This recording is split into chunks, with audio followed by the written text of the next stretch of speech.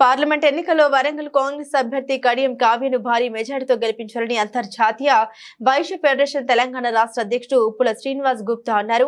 వరంగల్ పర్యటనలో భాగంగా ఆయన నగరంలోని వైశ్య ఫెడరేషన్ జిల్లా కార్యాలయంలో ఏర్పాటు చేసినటువంటి విలేకరుల సమావేశంలో ఆయన మాట్లాడారు. కాంగ్రెస్ పార్టీ అమలు చేస్తున్న 6 గ్యారెంటీలతో రాష్ట్రంలోని అన్ని వర్గాల ప్రజలకు న్యాయం జరుగుతుందన్నారు. తెలంగాణలో కాంగ్రెస్ పార్టీకి 14 పార్లమెంట్ సీట్లు వస్తాయని ఆశాభావం వ్యక్తం చేశారు. కాంగ్రెస్ పాలనలో వైశ్యుల జీవితాలు బాగుపడతాయని తెలిపారు. ఈ కార్యక్రమంలో వైశ్య ఫెడరేషన్ రాష్ట్ర కార్యదర్శి తొనపురూరి వీరన్న, వరంగల్ జిల్లా అధ్యక్ష కార్యదర్శులు పుల్లూరు మధు, గుమ్మడివెల్లి సురేష్, జిల్లా ఇన్ఛార్జ్ బిజ్జాల శ్రీనివాస్, మహిళా విభాగం అధ్యక్షురాలు శైలజ, శ్రీధర్ తదితరులు పాల్గొన్నారు.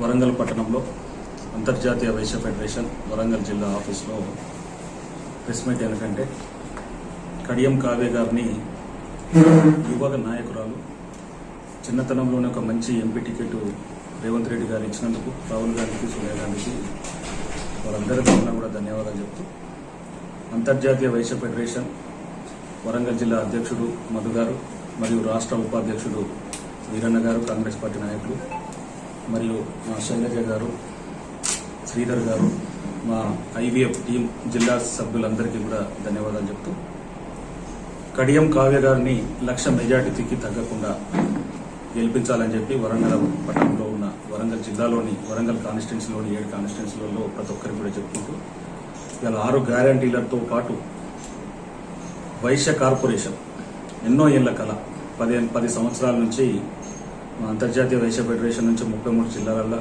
ఎన్నోసార్లు కోరికలు కోరుకున్నా కానీ గత ప్రభుత్వం చేయలేదు. కాబట్టి ఇలా రేవంత్ రెడ్డి గారి నాయకత్వంలో పనిచేయడానికి మన శ్రీరామనవమి రోజు పెద్ద ఎత్తున గాంధీ భవన్లో జైన్ అవ్వడమే కాకుండా ఇలా తెలంగాణలో ఉన్న 33 జిల్లాలలో మా కమిటీ అధ్యక్షులు కూడా కాంగ్రెస్ పార్టీకి సపోర్ట్ చేయడానికి నిర్ణయించుకున్నాం. ఒకటేసారి 17 కార్పొరేషన్లు పెట్టిన నాయకుడు రేవంత్ రెడ్డి అని చెప్పేసి గర్వంగా చెప్పుకోవాల్సిన అవసరం ఉన్నది. ఇలా తెలంగాణ వ్యాప్తంగా 14 సీట్లు గెలిచి ఇలా రేవంత్ రెడ్డి గారి నాయకత్వాన్ని బలపరుస్తూ మా వైశ్యులంతా కూడా ఒకటైతాం.